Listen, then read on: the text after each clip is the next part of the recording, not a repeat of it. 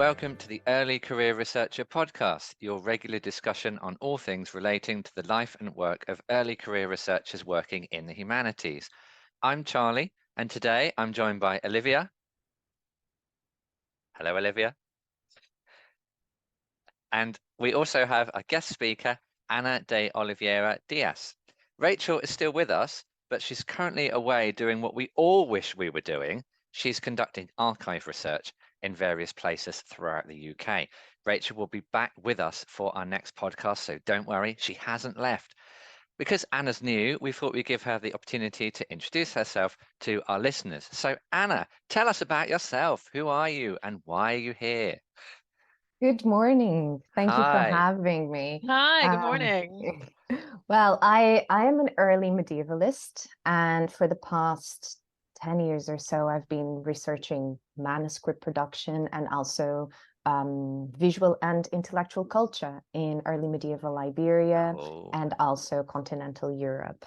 Yeah. And I attended university in Portugal, in Lisbon, where I did my BA and my master's by research. And then I moved to the UK in 2014.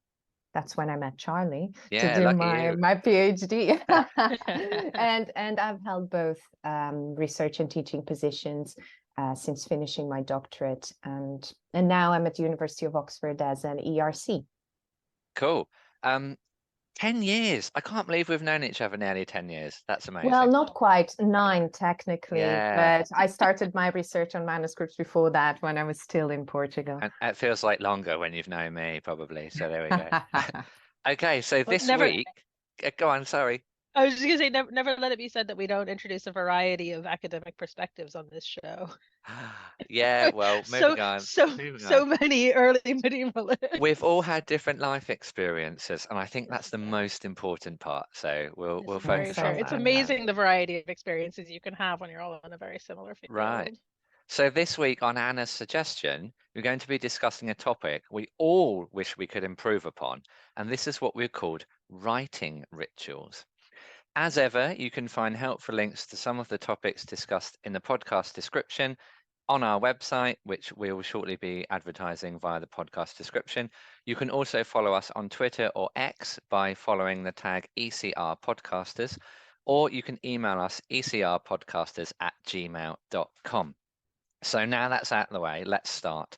Anna, perhaps you could start us off by explaining to our listeners, what do we mean when we talk about writing rituals?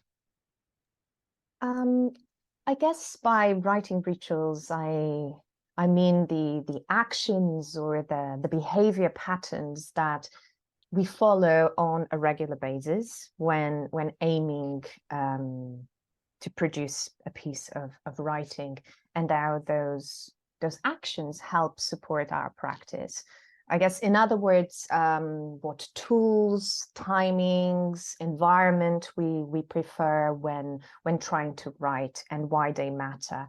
And this is something that I have become acutely aware after reading this wonderful book that I really recommend, which is Cal Newport's Deep Work. And how strongly this work emphasized the importance of rituals and prepping the mind when we are producing deep work, which in the case of academics takes the shape of a research article or a monograph. I really like how you focused on trying to write when you were introducing that, right? Rather than, Yes. writing and being really productive. All the time we're trying, right? It doesn't happen all the time, does it? I'm so interested by this idea of writing rituals, and I'm really glad you introduced it as a topic, because I think it feels like something that wasn't necessarily made aware of until maybe about a year ago. And I definitely don't feel like I have very entrenched writing rituals or like a good sense of what works for me. 3 years into my doctorate, and about a year from finishing. So I guess it's probably something that kind of develops as you work. But I think about a year ago I went to a workshop where I was kind of given a suggested structure for writing rituals, and I've tried to implement that in the meantime. I might touch on a couple of those while we talk later, but I don't necessarily feel like I have a clear system that I can stick to or know what works for me very well. So I'm really looking forward to hearing I from also you guys think, about Charlie, do you have writing rituals? well, I think I definitely do, but I also think this is the type of topic, like a lot of the ones we've talked about, there isn't an answer to this. Like there isn't a golden ticket which makes everything easy. It's something you have to think about, be conscious of, and chip away at all the time. And I think the things I do when I write change actually. Even though I would consider myself an early career researcher for probably more than 10 years now, I'm still early. When do I stop being early? I still think about and change the things I do quite a lot. So it's the sort of thing where there isn't an answer, but if we share some of the things we do, then maybe that can help people. Yes, Yeah. I agree. I think that's something that keeps evolving and changing. Yeah, really looking forward to hearing about that. So okay, so maybe let's start off with thinking about the kind of environment that we occupy as researchers or as writers, specifically when we're writing. Do each of you have kind of particular ideas about what works for you and what doesn't? And Anna, do you want to start? Yes. I think unfortunately I've become slightly fussier and pickier as I probably become a slightly better writer. I don't know, but for instance, I have done some of my best writing in cafes, but also at home in my personal office space, which is something that I normally love because it's a space that I can curate and tailor completely to my needs. So I'm more in control of that space. Unfortunately, this is no longer viable because now I have a toddler who spends all the time singing. So I no longer tend to write at home. As I moved institutions quite recently, I'm still looking for an ideal place to write. But I would say that for me, it is important that I have a space with nice natural light without much visual clutter. That's very important for me, where I can keep a warm drink and possibly something to eat, and where there is some sort of distant background noise. I do not enjoy absolute silence. And interestingly, and I think perhaps at this stage, it's easier for me to know where I don't manage to write. But interestingly, I tend not to enjoy writing in the institutional offices that I've had over the years, because those spaces, I tend to associate those spaces with the other types of work, such as teaching and admin work. So I actually need a specific space that I can connect to writing to feel, more creative. So yeah, that makes sense to me. I want to say my bit now because I agree. Yeah. Like it follows on quite nicely. The first thing I've written on our pre-podcast notes is Charlie, very picky. And it really is the case that I'm a person who does habits, rituals, if you like. I really need them to help me be productive.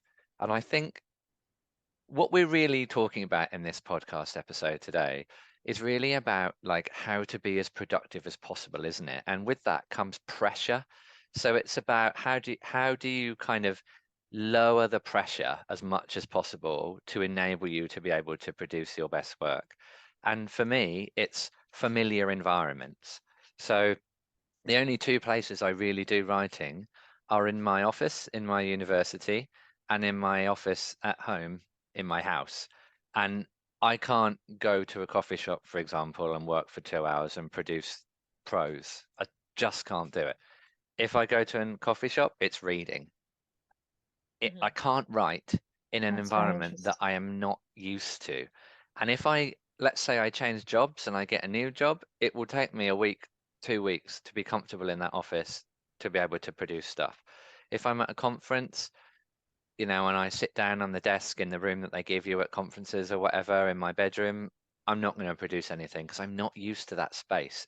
I'm incredibly fussy. I'm a It's about fussy kind of person. settling in. Yeah, and like being relaxed in that place and familiarity is important there. Yeah. I don't write very well in a shared office because my certain learning needs do not respond to that very well at all. Like any distraction, and I'll use it as an excuse not to do anything. So like, So you don't necessarily manage to get a huge amount done in your institutional offices these days, well, given that nobody gets private offices anymore. Right. So yeah, I share an office with like 2 or 3 other people. What we do is like we know when each other's going to be in and when each other's not going to be in, and I just tailor my patterns around when people are going to Okay. be there and when they're not. Um, Another really important thing I thought worth mentioning is that I sometimes use a writing group to help me. So if you haven't been in a writing group before, I really recommend trying it at least to see how you respond to it. Basically, the concept of a writing group is, I mean, these days, you will all sign into a Zoom or a Teams meeting online, and you divide the session into, I don't know, hourly blocks.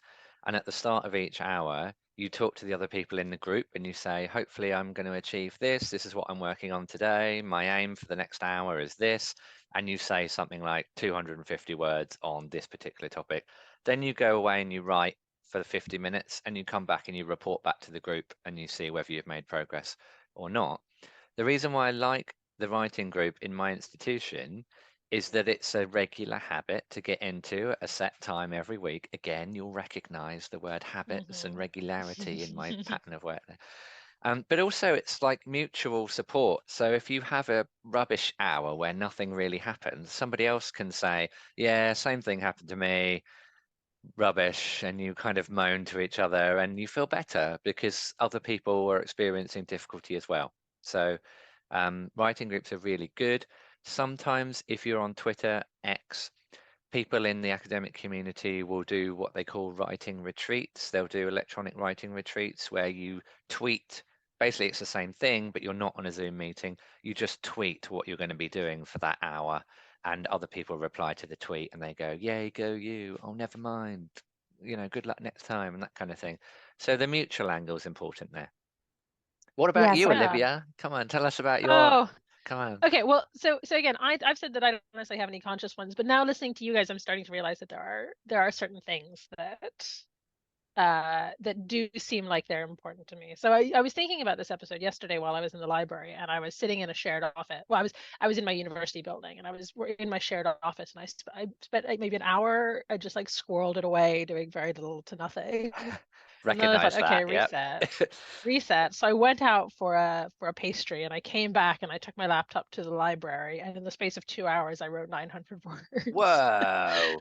So clearly, it's something to do with the library rather than shared office. Or the pastry. Or the pastry. Resetting. I reset my brain by leaving the building and Yeah. getting food. Food is very much a kind of reset for me. Yeah.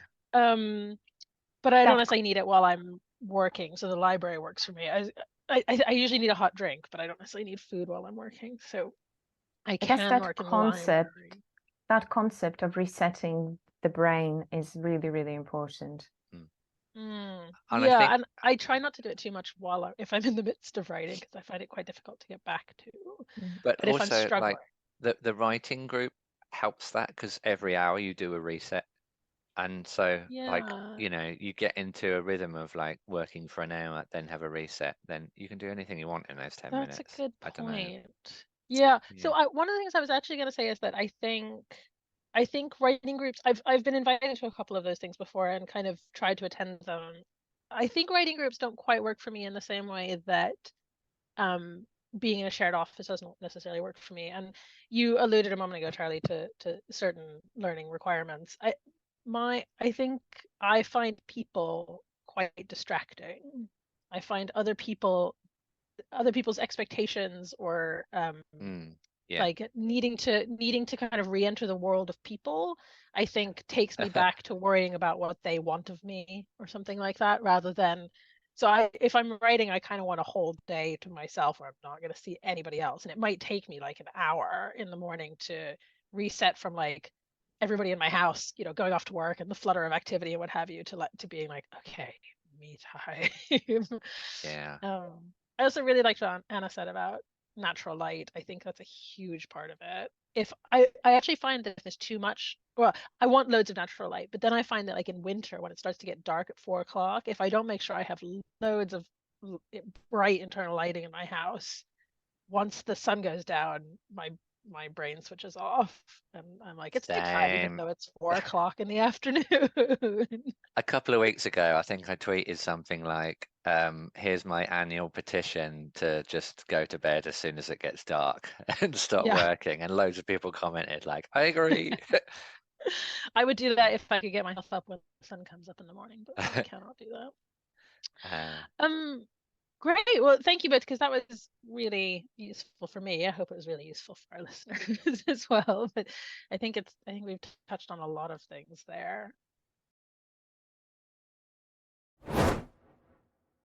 let's move on to like preparation, because that's one of the things, again, I find hard. As I said, I needed like an hour, but how do you prepare to start writing? What rituals do you do before you start writing in order to start writing, you know, kind of at the beginning of the process? Charlie, do you want to start this one off? Yeah.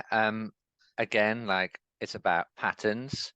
What I tend to do if I know I'm writing is that I'll spend some time before I write thinking about what I want to write about and how much I can expect myself to write. So setting my goals is really important because it motivates you to be productive in whatever time you've got.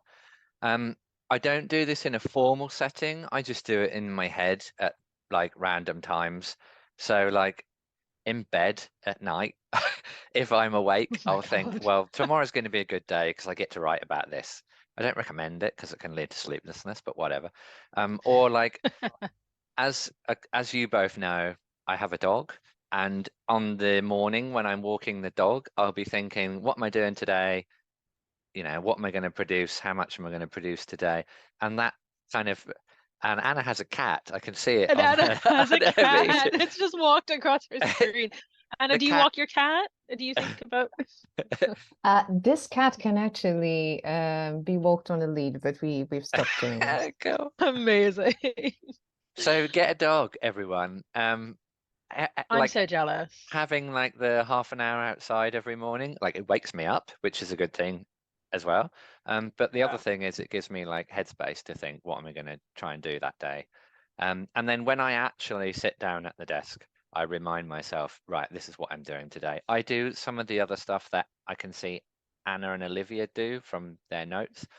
So I'll let you talk about those things. But the main thing for me is preparation. I can't just go, oh, I'm writing today and start. I need to know why, what I'm trying to do with it, and so on. Yeah. I love the dog one. I mean, I'm so ready to move out of London and get a dog and go on morning walks and then come home and write, "Hello, Daisy. We There's are the being dog on my shown Zoom. Daisy, the beautiful beagle." This is a pet-friendly podcast. Yeah. Anna, you don't walk the cat and think about what you're writing that day? No, I'm afraid I don't walk the cat anymore, but I agree with what Charlie said. It is really important to have very clear goals for your writing. That's absolutely crucial. But if I may introduce other type of rituals that I find personally important when attempting to do some writing. So I think I find very important to have a clear mind, at least as clear as possible. So to have that headspace that Charlie was talking about. So I try to find ways of quieting the mind as much as possible. So I'm not constantly distracted by my to-do list. which these days can include everything from organizing a seminar to buying nappies. So yes, it is really important to remove the sort of mental clutter, as it were. So I found that sometimes doing a 5 to 10 minute breathing exercise works very well for me. It helps me shifting gear, especially if before my, that time that I have allocated for writing, I was doing something else completely different. So I like to do some breathing exercises, and more recently I've been doing something really interesting, and it's well known, and probably you've heard about this before, but this is something that was proposed by an author, an American author called Julia Cameron, in her best-selling book The Artist's Way, yes, which are the morning pages. yes. And morning pages are these, she said that we should try to write 3 pages every day of this longhand stream of consciousness writing done first thing in the morning. You write about whatever crosses your mind. You shouldn't care about, you shouldn't care for coherence or orthography. Forget about it. Just write. Empty your mind through writing. And I've been finding that quite therapeutical. And I don't always do them early in the morning, to be honest. If I feel that those pages are going to serve me well, are going to be helpful, if I'm transitioning in, to writing from a completely different task. So imagine I have meetings in the morning, but then I want to write in the afternoon. Sometimes I save those pages for, say, lunchtime, and I do it before writing. That sounds cool. It's great to hear that. Yeah, have you not heard of this, Charlie? No, The Artist's Way. It My reminds flatmate me, used it all the way through her PhD. It reminds me of so when we do the writing group, we do 5 minutes of what we call free writing at the beginning, where you just write anything for 5 minutes, and it kind of warms up your fingers maybe, and your brain a bit, and you can write about anything you want for 5 minutes. Some people use it to write a draft plan of what they're about to write about, and other people just write rubbish. But it reminds me a bit of that. But I haven't heard of this, so thank you for teaching me something new.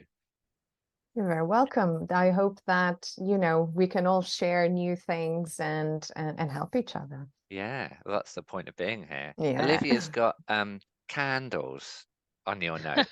Well, I probably should have talked about candles when we talked about the environment, but I just like having a candle on my desk. It calms me. It calms the mind. That's interesting. But I have to say, I agree with Anna. I have a lot of anxiety around writing, and so I agree with Anna that breathing exercises have been a really useful way of detaching from whatever else has been going on in my life up until that point, and kind of setting into the writing process. And this is something that I think for the first couple of years of my PhD, I was under the impression that writing was just another part of the process and was of a PhD, and wasn't different from research, or like, obviously materially it's different in terms of the activities you're doing, but somehow writing was supposed to be just as straightforward as research, or just as I was supposed to find it just as easy as I find research. Not that research is as straightforward for everybody, but I find research both easy, engaging, and interesting. And writing, I just have a lot of different, more complicated emotions around. And so I was under the impression I should just be able to do it the way I could just do research. And that didn't serve me very well. And then I went to a workshop about a year ago, which I'm still kind of learning to implement, which recommended kind of having a before, a during, and an after process for writing.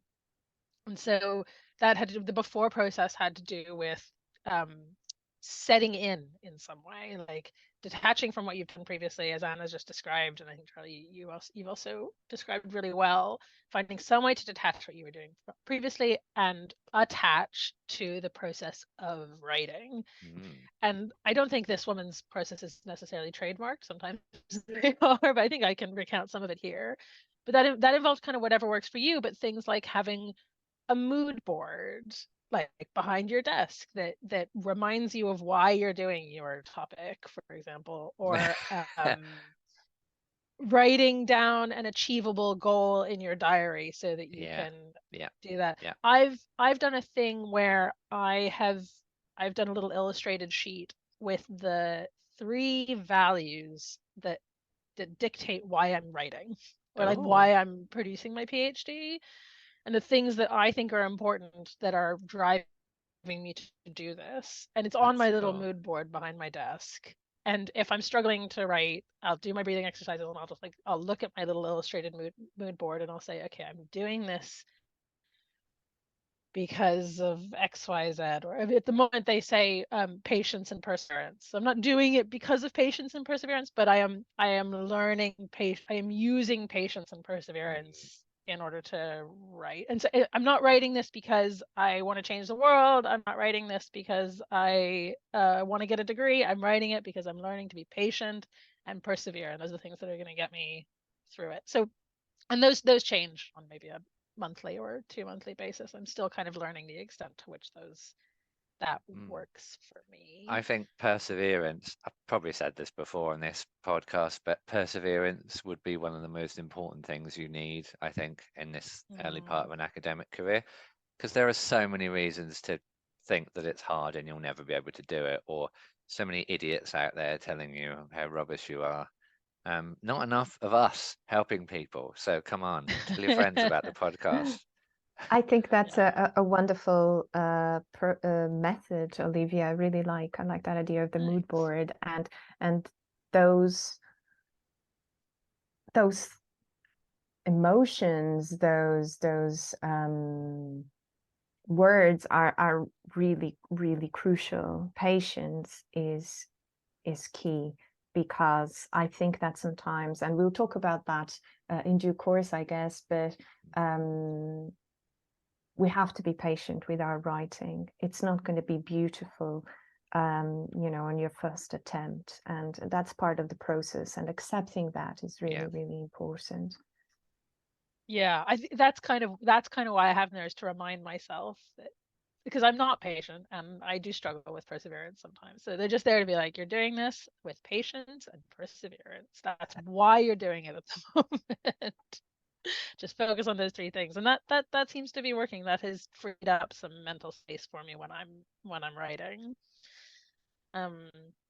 Yeah, I mean, apart from that, one of the things I guess it's all in the service of kind of, I know this is a lot of what we talked about today, right? But like, is trying to be as intentional as possible when you're focusing on writing. Apart from that, I think some of the advice she had was, and that I've tried to use, is decide on an end point in advance. Yeah. Like, decide when I'm going to stop and just stop there, because that's much easier than trying to give myself a goal that I don't know if I'll be able to reach or not. Instead, I just say, I'm just going to do this until X time, and then I'm going to stop and I'm going to do something else. And that seems to why work don't for we me. talk about that now, actually, because we've got that as another discussion point later on. When do you know when you've written enough for the day, and when do you stop? So just because you're talking about it now, Olivia, I'll pick on you. How do you choose what your end point is going to be? It's a difficult question, isn't it? I'm pretty basic about it, because I kind of need an entire day in front of me to really get writing. I usually just say 6 o'clock. So you don't do like words, you do time. So some people will say, I want to write 500 words today. You'll just say, I'm going to write until 6 o'clock. That's how I've done it thus far. But this week, for the first time since I started this whole bloody process, I set myself a goal of 700 words a day, and I've met it. Wow, that's a lot of writing. That's good. Maybe that works better. Well, I'm in very early draft form, so it's all rubbish. but that's okay. I mean, it's words on the page time being. So that's worked for me. So that might actually work better than timings. But thus far, I've always done it as like, it's 9 a.m. I'm going to stop at 6. I'll have some breaks in the meantime, but that's just going to be my day. But I'm going to stop at 6, and I'm going to go to yoga, or I'm going to see a friend, or make dinner. What's your answer, Anna? When do you know when you've written enough? It really depends. I think that is connected to what we discussed before about having clear goals. If my goal for that writing session was to write a paragraph, and that's my only goal, and I know I don't have, a lot of extra time to carry on, I respect my goal. And then just stop there. If I have a whole day, which doesn't happen often, I think it's really important to recognize early signs of tiredness. Yeah, And right. and that's when Yeah. one should stop. Yeah. Because it becomes counterproductive otherwise. Totally. And I believe it was again Carl Newport who I cited before, who said that we shouldn't attempt more than 3 or 4 hours of deep work per day. So I try to have that as a sort of a reference Yeah. as well. Something else that as you can see, I enjoy reading about productivity and writing. And so something that I read elsewhere, I believe it was in Joan Boker's book, Writing Your Dissertation in 15 Minutes a Day. I believe it was she who mentioned that parking the car in a downhill slope is really, really important. Yeah, that's really cool. Yeah. Yeah, so stop somewhere you feel that will help you resume work in the following day quite easily. And this is something that, this can sound quite, like an abstract concept now, but I guess with more practice, that will come naturally to you. You will understand, okay, I feel like I've done enough. I've met my goals for the day. And I feel that if I finish in this paragraph, it will be very easy for me to, restart in the following day. So I think that these are, I would say, my main ideas when I feel that I should stop, when I feel that I'm getting tired, and when I feel that I've reached a stage that will be very easy for me to kind of pick up work and follow. That last bit is really important, and I've learnt to do that in the last couple of years. I will, like you, hopefully get to my goal, and then I'll leave notes to myself for the next day saying, continue this and talk about these topics, or revise this paragraph above and talk more about this. And I love that phrase, parking your car in a downhill position. That is literally what I do without, I didn't realize I did it, but I try and leave in a good mood so that I'm still in a good mood about my writing when I come back the next day. And if I'm struggling to motivate myself because I didn't sleep very well or something else happened on my way to work or whatever, I am excited to get back to that writing. And in previous podcasts, I talked about writing my monograph for 2 hours every morning for like 3 years or however long it took, probably longer than that. Yeah. That was a really important part of that. It was like leaving it in a positive place so that I was motivated the next day. Definitely, I do that. So that you actually haven't done what I described, which is try to spend like an entire day kind of trying to make it happen, and then when you come back to it the next day, you're just exhausted by it. It depends, like it depends what that day is like. So if I'm struggling and I can't do it, usually if I can't write, it's because I haven't done enough research and I don't know what I want to write.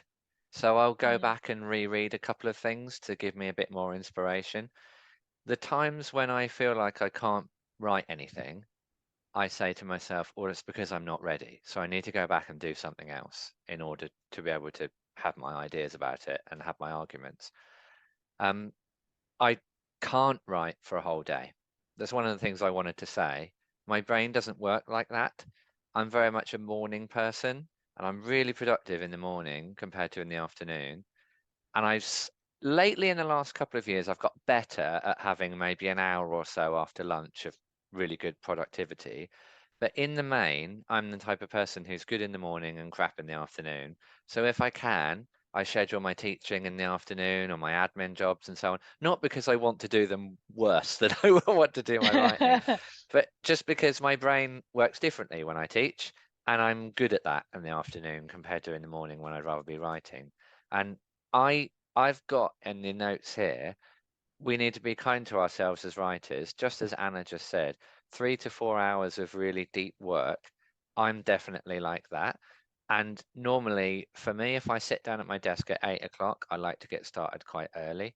I'm done by 1. I have my lunch really early as well. Like I could have my lunch 11:30 if someone let me. But then I'm done basically, and I can do other stuff in the afternoon.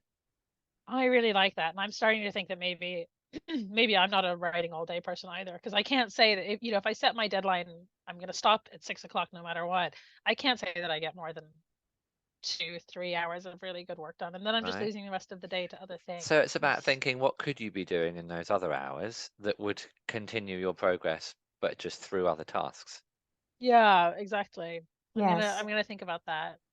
And yeah, and it is, I would say, and as Charlie also mentioned, that it is really important to identify the time of the day that works best for you, and where you feel the most creative. And for Charlie, that is in the morning. For me, it used to be during the kind of late evening and night. Not anymore. Now I tend to write in the morning as well. I remember you when you were like that, and you used to say, I wish I could write in the morning. And I used to say, whatever works for you is fine.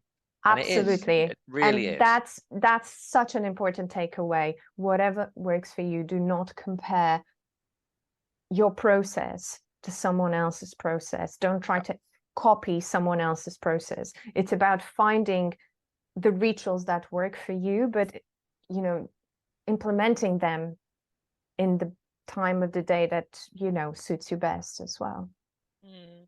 And I want to ask you real quick. I'm endlessly fascinated by how people set their writing goals, or like how people identify what works for them, like what's achievable for them in a certain period of time, or in a certain, in terms of how one breaks down a writing project. Do you have an idea of how you how you decide what your goals, and whether you have 15 minutes, an hour, or 2 hours, or an entire day? How do you decide like what you're going to achieve that day and try to meet it? That's a very important question.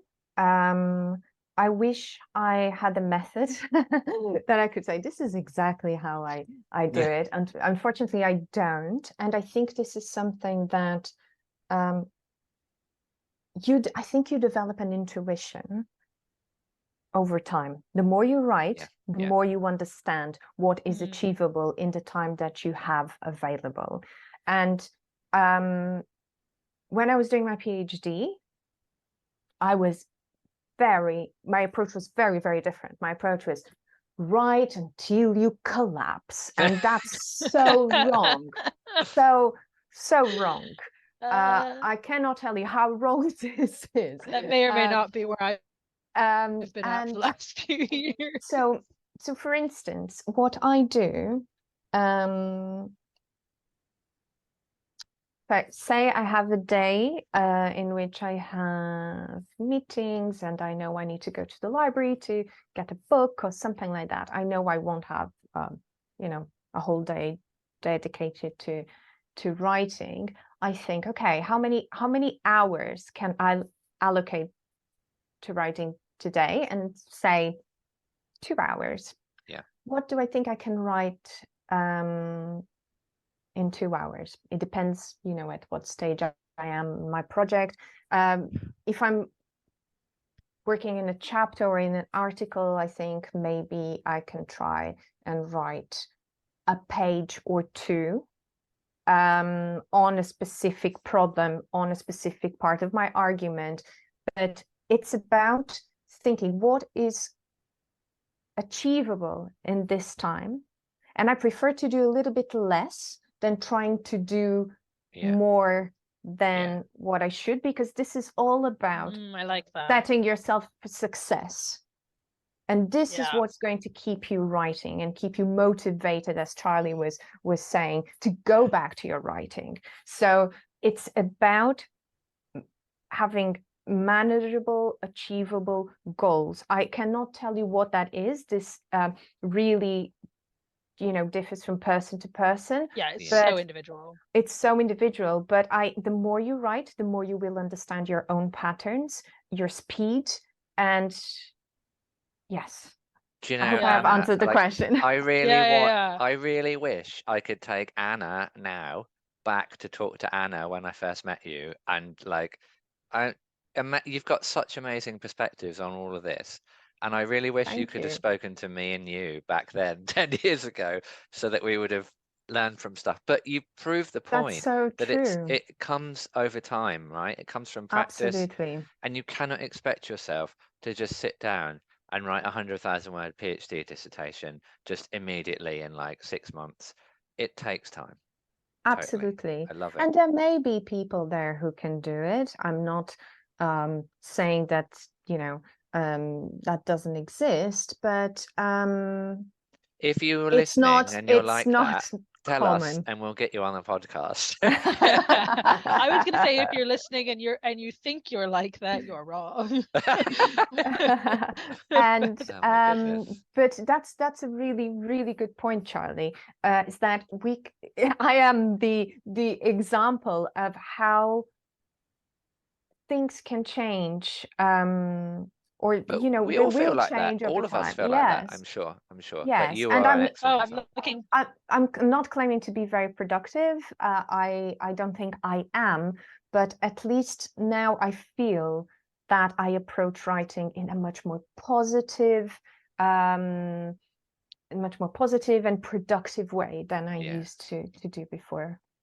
Oh, what a great note to end on. Love, love that. I will be taking that away today while I do my final 700 words of the week. Yay! Love that. Wait, I mean, this has been great, and like Olivia, it's been really helpful to have you kind of asking the questions today to like show us what you want, what you wish you knew, and like what you want to get better at, and so on.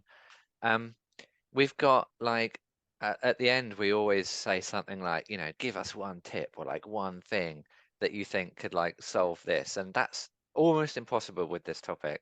But Anna, you just wanted to recommend a Twitter thread that people should follow, right? No, we're not going to do that. No, that was actually me. All right, I'll edit that out. Well, I'll edit that. Right, stop talking. okay. Yeah. I do have something Okay, I would like so to I'll say, if ask you that's all both right. then. Okay. Yeah, we'll go back to the one tip. Sorry, Okay. I just decided at the end that wasn't any good. I can't remember what I was saying. Right. So let's go back to asking the question about about top tips. Yeah, so quite often when we do these podcasts, we finish by saying like, what's one thing you wish someone could tell you, or one tip you give for everybody? This is almost an impossible topic to do this for, because it's little things, it's a long-term process and so on.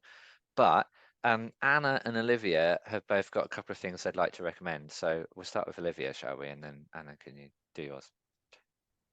So I think mine is that writing, as far as I can tell, not that we've established I'm much of an expert on it at the moment, but writing, as far as I can tell, writing is about being intentional. So approach it with intentionality from your daily well-being podcast. No, but that's definitely a very good tip. I would say drop perfectionism.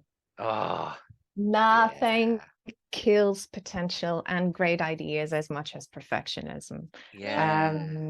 So it really gets in a way, and I think sometimes people misuse this word, saying, "Oh, I am a perfectionist," as if that is a great thing. It isn't, because it really gets in a way. Yeah, and I think also there's a popular phrase, a perfect PhD is a finished PhD, right? And like, Absolutely. it's really a good way of thinking about this. I would say to myself, any article that I'm going to write or any book I'm going to write is nothing's going to be perfect. I published my book a couple of years ago, and there are bits of it that I really don't like, but it was important to me to get my book out there in the world to help my career prospects and all that kind, and to like start a conversation. A journal article can be the beginning of a conversation that sparks others into dialogue with you. And so that kind of idea that if it's going to be published, it has to be perfect, that's rubbish. I've been a journal editor. I've seen people do anonymous review of journal articles, and they recommend doing things in certain ways. And then the author will write back and say, well, actually, no, I've done it this way for a reason. I'm going to publish it as it is. And that article gets published. So, it hasn't got to be perfect. Doesn't, please don't be rubbish, but, Yes, I would say always do your best, but don't set unrealistic goals or expectations that will prevent you from putting your work out there. Yeah. Yep. Amazing. Great. I think we better finish. What do you think? All right, and this is your every episode reminder to fill out your to-do list. Yeah, your to-do list. Don't forget. What's a to-do list? Oh, you you Oh, missed the you'll find out. episode. You'll find out when the episode comes out. Okay. Come on, brief summary. Come on. I don't think she. Okay. A to-do list is the things that you have accomplished. Yes. Okay. So for the benefit of you and our listeners, a to-do list Well done. is the things that you have accomplished over the course of the day, as opposed to a to-do Wonderful. list, which are the things you need to do. A to-do list is the things that you have achieved, and it doesn't matter what's on it. You just have to have things on it at the end of the day. That sounds wonderful. I love that. Yeah. Add it. I'm gonna have fun editing that. We'll have fun with that. Sorry. Thank you. I mean, let's call it to a close. I think we've given some really useful advice today, and I'd really like to thank Anna for joining us, because you've given such helpful stuff and backed up by scholarship as well, which is like amazing. Yeah. Like you're really proving yourself as an early career researcher. Well, thank you. It was You are great to welcome be back. here. You are absolutely welcome back, and we will have you back again. Yeah, absolutely.